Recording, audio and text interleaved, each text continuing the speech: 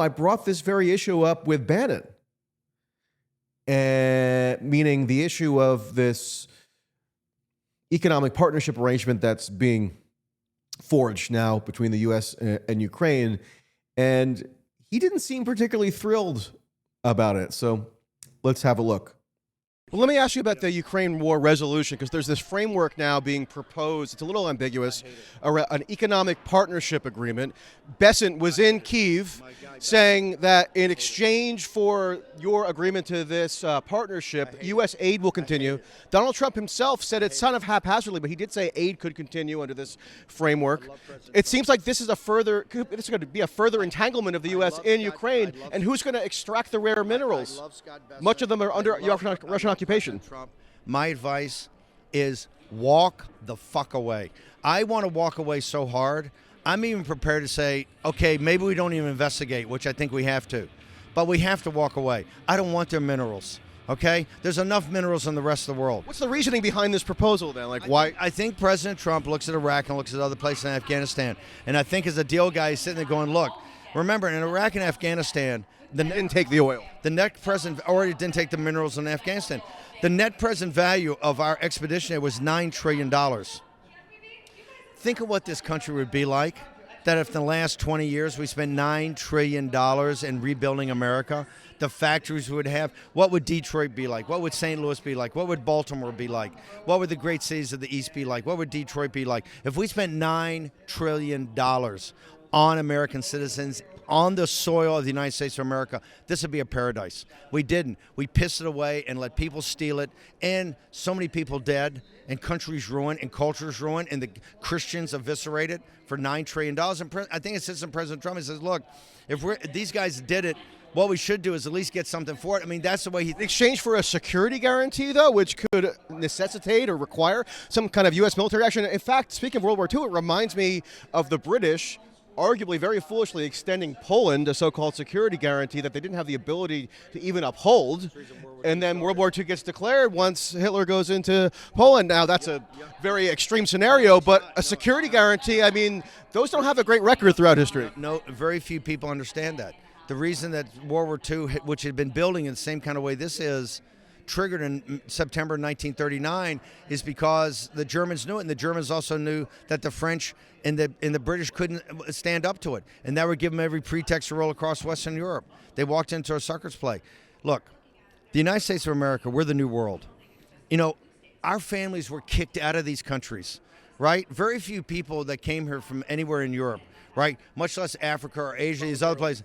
Voluntarily, my family was fucking kicked out of Ireland and then kicked out of Liverpool and came here, right? And Ireland, the only time you got a shot, and I got to tell you, when I was coming up, different when Mo came up with the Irish dancing and river dance, when I came up, I never heard anybody say anything about the old, I wish we were back in the old country, because it's a fucking shithole, right? And we were treated like shit, okay? I'm from peasants in Italy, too. But that's my point. Everybody that came here came for a reason. We were kicked out of every decent country in the world, okay? We bailed them out in World War I. We went back and bailed them out in World War II. We then hung around and bailed them out in the Cold War. Third time's the charm. I totally respect President Trump. I understand his mindset. We have to get something for this effort. But I say, if you get something for the effort, next thing you know, you're going to have private companies invest. We got to protect that. They're going to want a security guarantee. Plus, they're going to want us part of the reconstruction. We don't want any of that. It's all bloodlands. That is a cursed part of the world. Okay? Those folks are going to have to work it out. They've been trying to work it out for a couple thousand years. They're going to be trying to work it out a couple thousand years from now. It's not our fight. Okay? In the vital national security interest of the United States is not in the Ukraine. Good God. We had Eisenhower and General Marshall and Field Marshal Montgomery. We had the greatest military minds of the 20th century said, under no circumstances will we ever send troops into the Balkans, much less up into Ukraine. Right now, as we're speaking here, there's a brigade of the 101st Airborne of boys and girls from the United States of America on the Romanian-Ukrainian border set to go in there at a moment's notice. We have to pull all back. There should be no security guarantee. There should be no more assistance whatsoever of anything. We just even say, just keep the frickin' money, okay? These horrible people did it. I've even been able to give on something I've been adamant about. I would even, to get out of there, say no investigation. If you would promise me we would have no security, no investment, nothing, right? I would say, okay, Let them keep the money they stole.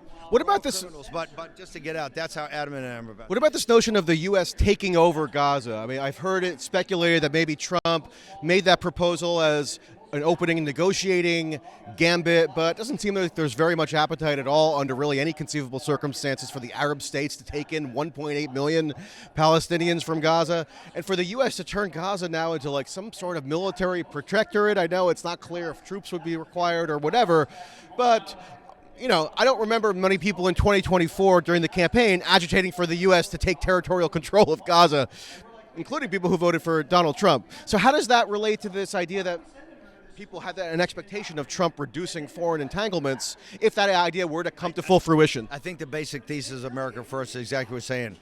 We've gotten to the situation around the rim of Eurasian landmass in Western Europe, in the Gulf Emirates, and with Israel, and down Straits of Malacca in the South China Sea, and then back around to South Korea and Japan, that those are four nodes of the world where we have huge commercial relationships, trade deals, capital markets, joint capital markets, cultural ties, but it's all underwritten by an American security guarantee. They're all protectorates of the United States. It's the reason that with a NDAA at $900 billion, the Pentagon's back over for another 150. House Republicans wanted up another $100 billion. Senate Republicans wanted 150, of course. 150. So that's over $1 trillion, where it's really over $1 trillion today, but now they're just saying it straight out.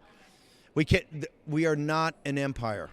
We are built on a revolutionary idea. Well, we are, in effect. We may not want to be or not conceptualize ourselves as. It's not. Our roots are anti-colonialism. We're until McKinley, who Trump valorized in his inaugural address. Oddly, I guess people forgot about the Philippine War, which is not the prettiest picture. Spanish-American War. Picked up some quick ones. So President Trump, America First, is that. On Gaza, I will tell you, I think what President Trump is saying is that we've tried the same thing over and over and over again, and he's not going to fall into that. Now, I believe he's playing 5-dimension chess, 5D chess, right? So I don't be up to like 75-dimensional chess. I don't understand, but I'll tell you, I think he's changed the dialogue already. One thing that people miss, I think this is very important. Bibi came over to do one thing, and that's to get a guarantee of American support for military action into Persia, either the nuclear plant or maybe even some sort of land war. That, my understanding, was barely discussed, and the reason was Trump had his Gaza plan. So if the Gaza idea or the Gaza concept takes everybody off of military action in Persia, which I adamantly am opposed to, and I'm pro-Israel, I think it was a good thing, and I think that's might have been what happened. But other than that, he's playing 5-dimension chess. All right, we'll see. All right, thanks a lot, Steve. Appreciate it. All right, so there, interestingly enough, Steve Bannon is expressing his fairly vehement opposition to this economic partnership arrangement that today we finally have seen the latest text of. He's saying, hell, what he would like is for the United States to just write off all the monies that it's dispersed to Ukraine without seeking repayment of some sort, so the U.S. can actually disengage itself from what Bannon calls that, cursed part of the world. But really, I mean, if you look at the details of what this partnership agreement seems to entail, could be the exact opposite of that. And the U.S. could now be engrossed in this, quasi-colonial mercantilist situation with Ukraine, where, similar to Gaza, Ukraine could become a form of like a U.S. protectorate. It already functionally is, but maybe this could formalize that on a different level. So it's interesting to contrast Bannon's preferences with that of Trump administration policy. As far as we know, Bannon has no formal role in the current Trump White House. He did serve for, I think it was 9 months or so in the first Trump administration. But now he's kind of like an outside agitator. He's trashing Elon Musk. A lot of the journalists that were coming up to Bannon at CPAC just wanted to get their quote from him castigating Elon Musk. I mean, I find that to be somewhat interesting, but I did want to get to other topics with him. But yeah, Bannon's been on a rampage against Musk, calling him like an illegal immigrant and stuff. So you have that aspect of this broader tension going on in the right wing or Republican coalition. How do you reconcile somebody who Bannon regards in the form of Musk as this transhumanist who is really just an incidental right winger who is just sort of trying to force himself into the coalition as this kingmaker and doesn't have its best interests at heart. And then also Bannon's view of these foreign policy initiatives, Ukraine, and then, as I brought up to him, Gaza, which we're told now is another example of Trump playing, multi-dimensional chess. It's either 5-dimensional chess or 75-dimensional chess. Liz Truss said that you have to look at it through this certain prism of interpretation where it's just some kind of negotiating gambit, perhaps. Bannon repeated the same logic. Look, I don't have a crystal ball. I can't tell you with any degree of certainty what is ultimately going to come of Gaza. But it does seem to me that the fact that this proposal is out there kind of complicates even the maintenance of what is currently a very fragile and tentative ceasefire framework. Because the first stage of the ceasefire framework that came into effect just as Trump was taking office is scheduled to expire within a matter of days. And so does it undermine any further negotiations if Hamas has been told over and over again by Trump? It's not like this was a one-off comment. Trump prepared remarks when he made the proposal for the Gaza takeover at a joint event with Netanyahu and has repeated it in subsequent statements. What effect does that have on the continuation of the current ceasefire framework, which, as I said, is going to expire in just a few days?